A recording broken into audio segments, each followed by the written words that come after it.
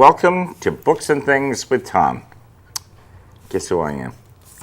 Anyway, today we have a wonderful guest who quite a ways to get here. And her name is Tara Alemany. And she's a social marketing publisher, owner and founder of Emerald Lake Books and AleWeb Social Marketing. And she's authored 6 books? Yes. And if I read her whole bio, we won't have time. Anyway, thanks for coming on. Thanks, Tom, for having me. Pleasure to have you here. It's nice to be here. So, how did you get involved in writing and all this? It's kind of a long, convoluted story. So when I started AleWeb Social Marketing back in 2010, I got very involved in the Twitter community, and there was a conversation going on about leadership at the time, and what was wrong with leadership, but not from the standpoint of being critical, but from the standpoint of how can we fix it. And so a lot of what it came down to in these conversations on Twitter was about people being responsible, taking responsibility for being the difference they wanted to see. And so this conversation ultimately led to the creation of a nonprofit group called the Lead Change Group. And the Lead Change Group published a book called The Character-Based Leader. And it's about how you can become a leader no matter where you are or what you do, and developing the traits necessary. So it was kind of funny because when we started working on that book, there were 22 of us that collaborated on it, and I was the chief content editor. And from the time we started until the time we published was about 16 months. Wow. But along the way, as I was building my business, I realized that there were a lot of people that couldn't work with me yet because they didn't have the budget that they needed, and I didn't want them just walking away. So one of the things that I did was I wrote an ebook at the time that was the first edition of the plan that launched 1,000 books. And so the idea was this would at least give them some of the information they needed in order to start marketing their own books and building their own branded business. And eventually, when they had the funding, perhaps they'd come back and work with me. So that was kind of how this all got started. Eventually, after working on about 6 different self-published books, I had friends asking, can you help me with my book? And I did it with about 7 different books and realized none of it was pointing back to me in any way, shape, or form. So that was the formation of Emerald Lake Books. And it's just kind of gone from there. To the point where for free, it's got to stop somewhere along the way. It was never for free. It was always being charged, but it was one of those things that when it all was said and done, nobody knew I touched the book. And so building the brand was one of those things of being able to point back to. Oh, that's cool. Now, the last time you were on the Kappa meeting was 3 or 4 years ago. Actually, a year ago. Was it just a year? Yes. God, it seems longer than that. And you had one book that I had purchased, I think. The Best Is Yet to Come. That's the one. That is a good book. Very good. Thank you. And so how many have you had since that? Is that the latest one? Or? No, the latest one is actually, I contributed to a Microsoft book recently. So it was an anthology they put out as part of their community conversations. And it was just an ebook from business leaders to talk about 80 different ways to supercharge your small business. Wow. And I contributed to that. Well, that's cool. Now it says here you define simple definition, and you're a multi-award winning author, speaker, book marketing consultant, and publisher, as well as a serial entrepreneur. You're a busy lady. I am. I'm glad you had time to come down here. And I like the name Emerald Lake Books. That's cool. It actually has a kind of interesting backstory to it, in the sense that the road I live on is Green Pond Road. And I bought my house back in the late 90s. And after a little while, I was doing some research, just maps of the area, and I came across a map from 1973. And the body of water that my road is named based on, at that point in time, was called Emerald Lake. Oh, really? And so the whole time I kept trying to, picture this community conversation about, changing the name of the road from Emerald Lake to Green Pond. And I couldn't imagine that town meeting. I mean, it's just, because it's like, what justification do you have for going from something that I thought was beautiful, Emerald Lake, to Green Pond, which sounds kind of scummy. And the thing is that body of water's not scummy at all. It's a beautiful place. It's a better name. Now, how many books have you published for other people? So I've done a little bit of publishing for people and a little bit of a la carte services. So overall, we've done about 20 different titles so far, Wow. where we've worked with authors to get their books to the point that they wanted. Sometimes they already had the book done, and we were helping them market it. But so far as titles we've actually published, there's about 8 of them so far. We've had 4 come out this year, so it's been a busy year. The next one we're actually launching on October 1st, and it's kind of an exciting thing because we have a lot of publicity going for it. We're holding it at the local museum, and wow. it's something that we're going to have a draw from all over the state, so Yeah. it's nice. Now, are you doing anything with the Big E? I'm not, because where I'm at, I'm so far away from the Big E that it's Yeah. hard to get there, it's hard to participate. And where do you live? I live in Sherman, Connecticut, which is about 5 minutes from the New York State border. Wow, that's So, that's yeah. a trip. Yeah, it is. Yeah, because that's why I don't go either, because it's an hour and 20 minutes, I think, to get up there, and by the time you get up and back, and if you don't sell 100 books, you're not going to make any money.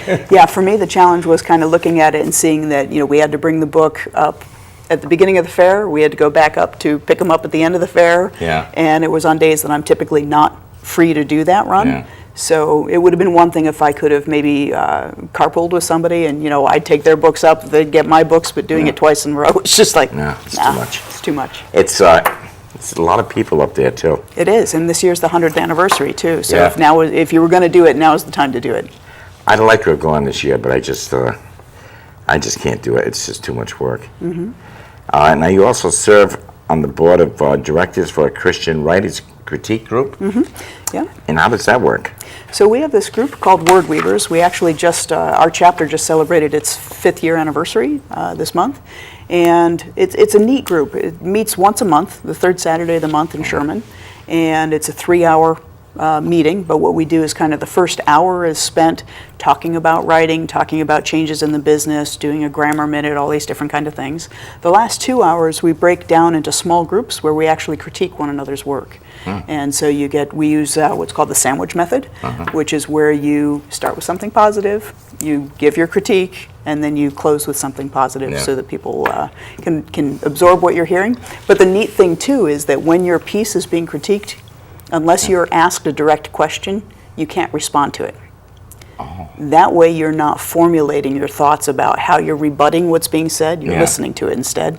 And it's very effective. Well, that's what most people do, is you start talking and they're listening. I got a rebuttal for this guy, and they only hear what you're saying. Right. And so this technique means that you don't do that as much because now you're absorbing what's being said more. So it's nice. That's cool. And they do something like that with Toastmasters. People get up there and critique it. You really got to keep your mouth shut and say, but hey, that's where you learn. And I don't want anybody to tell me how to write.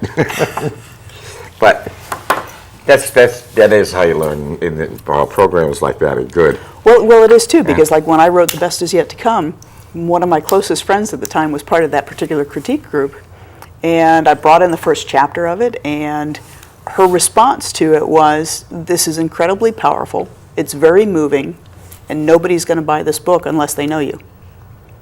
And I'm like, what? And it was a little nerve-wracking to hear that. Yeah. The piece that actually became the most beneficial part of the book, I think, came out of that. And that is, throughout the book, there are these digging deeper sections that help the reader kind of turn the lesson that I had just learned around and apply it to themselves. Yeah. And that wouldn't have been in there if I hadn't received that critique, because I had to find a way to make the book relevant to somebody who didn't know me. Yeah. Well, I think that's true. When I wrote my book, my son Todd, who cares? But I remember writing it thinking, I can't put too much really personal, although the book is very personal, but you can't put too many personal things that nobody's going to care about. Like I get up this morning. Nobody cares. And that's true. You have to think of the person that's reading it. Who's going to buy it, and what are they going to do with it? And when I originally started writing that, I wasn't writing it to sell it. Yeah. I was writing it for myself. Yeah, that's what mine was. Isn't that funny how those are the books that end up selling and Yes, working out. yes. I get more letters from around the world for that one book than I do for any of the other titles I write. Yeah. So, This, my son Todd has a resurgence of its own. It won't sell for maybe a month. All of a sudden, 30 copies. Who's doing this? And that's good. Of course, mine is all about losing a son, and it's God. There's so many people out there that lost children. Now you have 2 teenagers, and one of each, Yep. and you're a stepmom, 2 dogs. Wow. And you're owned by a black cat. I am. My Brody's my buddy. What's with cats? They can be so cute and mean. Mine is a love. You know, he's just an amazing cat, and it was kind of funny because one of my kids, I'd taken both my children to the local pet shelter, and we were supposed to agree on a cat. Yeah. And my daughter, my son, and I went into the first room, and we got down to the end of the first row of cages, and my daughter stayed there. My son and I went along the second row and into the next room and came back, and I had found one that I really liked. She was this cute little calico named Rosalie, little kitten, and I wanted Rosalie. And my daughter said, no, we can't take Rosalie because I promised Brody we're bringing him home. I'm like, okay, so Brody much for doesn't that. know. My friend has 2 cats, and one of them is kind of like my cat. And they're sisters, totally different sisters. They don't even look alike, but they love each other. And sometimes one cat will walk by and the other one will go, bam. Why'd you do that? Well, the fun thing is that my cat rules the roost. My dogs are both much larger than the cat. They're afraid of cats. They are. The 60-pound dog cowers when he sees the 10-pound cat. Oh, yeah, they do. Yep. They think, on the internet all the time, they got these dogs up there. They want to go near the damn. We got a room. Yep. But they, I don't blame them. You know, some cats can really be mean. I love cats myself. Me too. And dogs. My last dog was a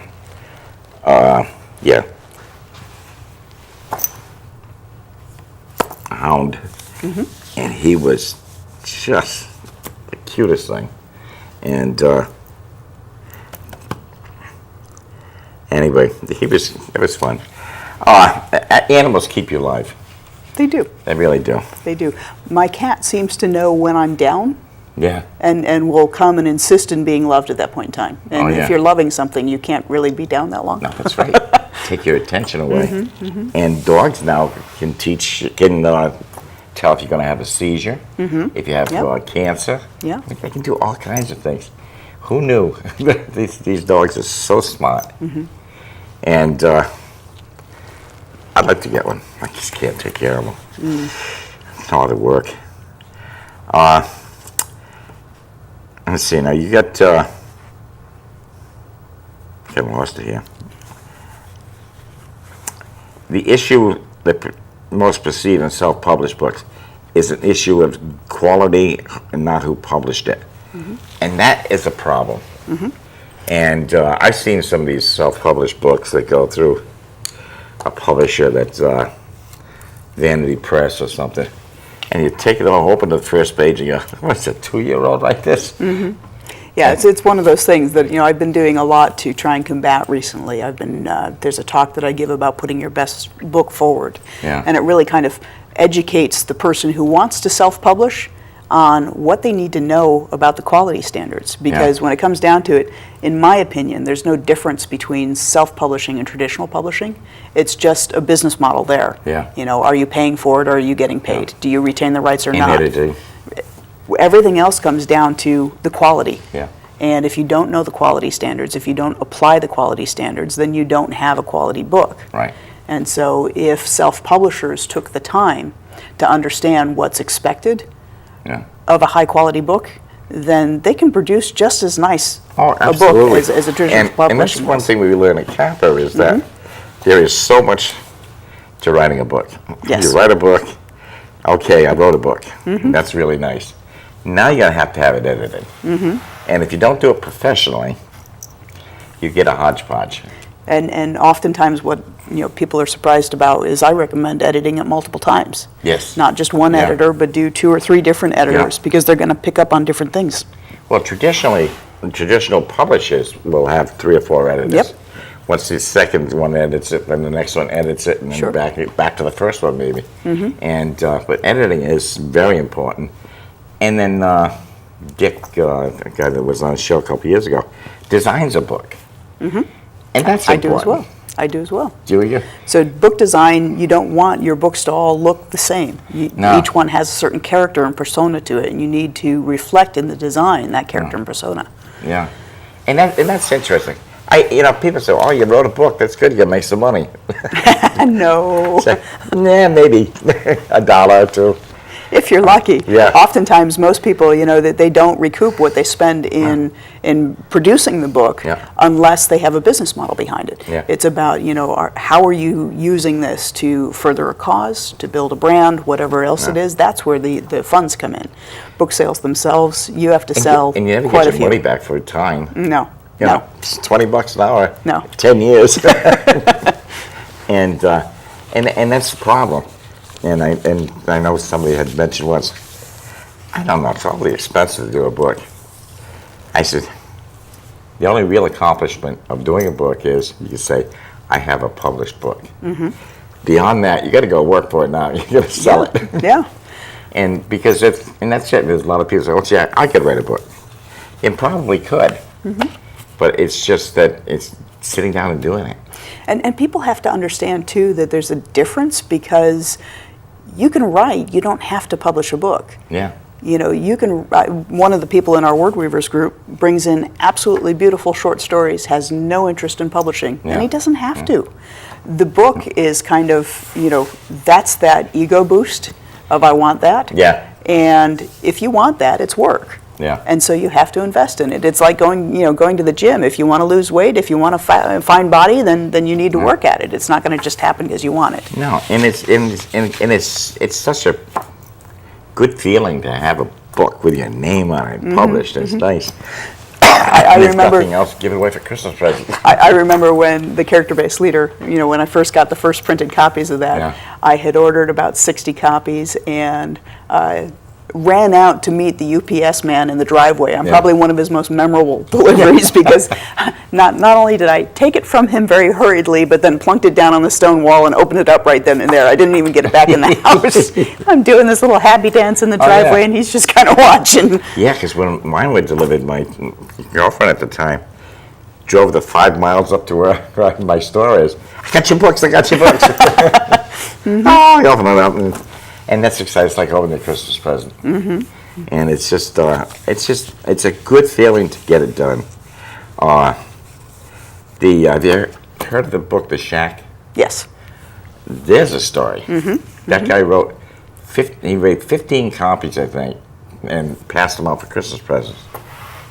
That was it. I mean, he had no intention of doing anything else until his buddy said, "This is a great book. Why don't we get it published?" And he said, "I'm not interested in publishing it." So he said, "A friend of mine and I are going to publish it." I think they printed up like 5,000 copies. Just get rid of them over a year. 30 days later, the books are gone. And the guy sold $3-4 million copies of the silly thing. What a great book, though. Yeah. It's an unsettling book, but a great book. It is. Yeah. Because when you finish reading that book, you go, what? But it is. If you've never read the book, The Shack, get a copy and read it. And change your mind about a lot of things out there. It's just a good book. And I think that's what we all try to do is get books out there to readers and Sure. And especially local authors, because if they're not on a TV show or book signing someplace, nobody's ever heard of these books. And I've got some tremendous books home by local authors that nobody's ever heard of, and nobody ever will. Yeah, I'm finding that in working with authors, one of the biggest pieces that we're offering them that they don't know how to do themselves is publicity. Yeah. There's a lot to be said for going back and reaching base with radio stations, TV shows, newspapers, magazines. All of them create some great visibility for authors, but they don't take that step because they don't think to do it. Yeah, because I know when I came out with my book, I went out different libraries, gave them a copy, Yeah. set up appointments, and I think I talked in every library, and they welcome you.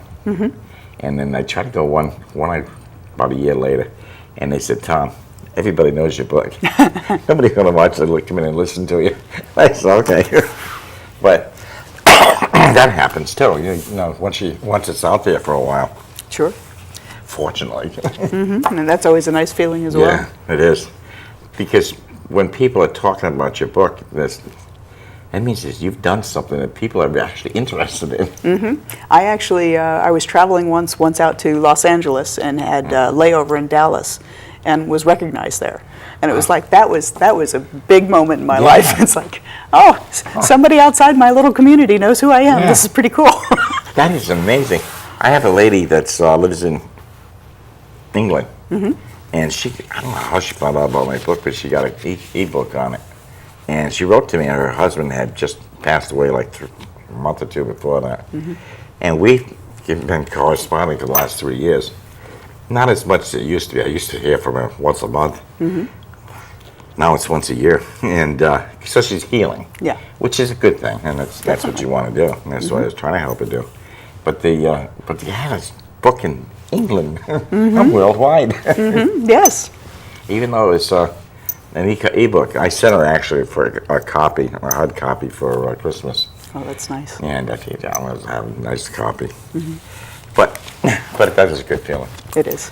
And that's what we strive for. The money doesn't. You know, a lot of times the authors that I'm working with, they're kind of passion projects. They're something that they just have this desire to get out there. And the hope is that it helps other people. Yeah. But the main thing is really just to get the message out. And that's one of the things that at Emerald Lake Books, we love working with authors who have positive messages, that they're trying to make a positive impact in the world, whether it's through their business or just sharing a story. We've all been through things, and we all have something to share with somebody else that will help them along in their own journey. And we don't realize how much we do have to share. Yeah. And until somebody comes back and says, you told me such a blah, blah, blah. I did. And some people listen, which I'm amazed, because I've never had that problem before until I got old. And people say, oh yeah, I remember that. But that's the thing with self-publishing. A lot of newspapers won't even look at a book that's self-published. And I think the day is starting to look at them, because there are so many out there. But if you don't self-publish, you'll never get it published. Well, that's where, I recommend working with an indie publisher like myself, because there are things that we know that we can coach you along with. So, self-publishing, like I said, there are so many different quality standards that need to be there, but also, how do you get it distributed? How do you get it into Barnes & Noble? What do you do with returnable copies? How do you find a distributor? All these different things that a self-published author is going to limit their sales potential if they don't answer these questions. So they either have to take the time and invest that to figure it out themselves, or hire somebody who can help them do it, who's already done it. Yeah. And one of the editors was on one of our meetings, excuse me, and she was saying that it's like a room, and they throw the books in every day, go through over the transom, and if somebody goes in once in a while and pulls one out, they might get lucky. Because otherwise, it sits there in a pile of books. They get tons of books every day. It's called the slush pile, you know? And some people, their only job is to go through the slush pile and find, something worthwhile. And an editor's only got like 10 minutes to sell a book. I think she got 3 minutes to sell a book. Yeah. And to a publisher. And if the publisher doesn't like it in those 3 minutes, man, you're done. Exactly. Pull a hook. But that's why people tell people, say, self-publish. Get somebody to edit it, and get a professional cover designer. Yeah, that's a huge mistake that I see a lot of self-published authors make, where they don't have. They hire a friend who's a graphic artist. Yeah. Well, graphic design is different than cover design. Yeah. And yes, cover designers are graphic designers, but graphic designers aren't cover designers. Yeah. I had my son Todd. Excuse me, I couldn't do it myself, but I knew exactly what I wanted. And I went to this lady, Elaine, And somebody told me to go to Elaine because she's spiritual. I said, okay. So I went to Elaine, and she's laid out I told her what I wanted.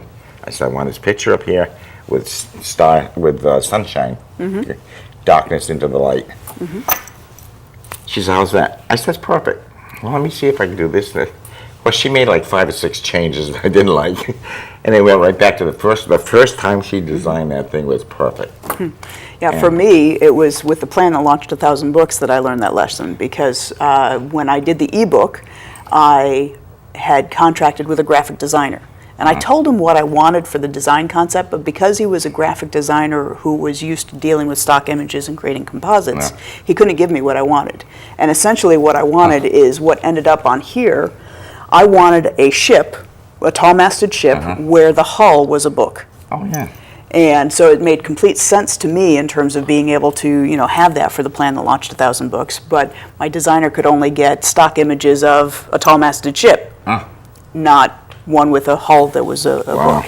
And so when I issued the second edition, when I updated it, by that time I had my professional cover designer that was a friend. He's also a digital illustrator, and so he was able to take my concept and make it exactly what I had wanted. So it was really neat. Yeah. Well, that's the thing. If you know what you want and can tell somebody, they can design it. Well, we had a lot of fun with the plan, with The Best Is Yet to Come too, because he designed this one as well, and it was one of those that when I told him what I wanted, he didn't get it. It was like, that doesn't mean anything to me. No. I'm like, if you read the book, you'll get it. And even if you look at the title and see it on the cover, you get it. So we had a lot of back and forth where he came up with some different concepts first, and then I had to come up with that. Well, we got about 2 minutes left. All right. And, one other thing on my cover, it was 10 years since my son had died when I did the book. And a couple of years later, I found a prayer card from my son. It's almost the same picture as on the book. Oh, really? Yeah. I don't know where it came from. Anyway, happy fall. We're having fall coming. Yes, we do. I like fall. It's a beautiful time of the year. But I hate what comes after that. Me too. The snow and the ice and the, oh, Lord. Yeah, But it's coming. Not looking forward to that. No, not at all. And the Kappa group of authors will be at the Big E until October 2nd. So when you get up there, look for them and stop in and say hello, and then you can buy a book. Yeah. And talk to the authors because they're nice people. Well, most of them. No, they're nice people. They're all up there to greet people and make you. Yeah. And when is Connecticut Day? Is it next Wednesday? That I don't know. I think it's next Wednesday, Connecticut Day, and the governor or the assistant governor goes up there, and they have the guy that's dressed as Mark Twain. He walks around with a cigar. And I don't think I'm supposed to admit it, but I've lived out here most of my life, and I've never been to the Big E. well, I never did until I got hooked up with Kappa. Anyway, check it out, and I want to thank SEC TV for allowing us to bring this show to you. If you have any questions or any shows that you'd like to see, write to me, Tom Santos, santostom@comcast.net, and I'll be happy to look into it for you. In the meantime, thank you for watching, and you should be reading. That's how we make our money. Yes. And cuddle up with a good book. We've got some cold nights coming, and you'll want them. I'll see you next time. Thank you. Thanks for being here. Thank you.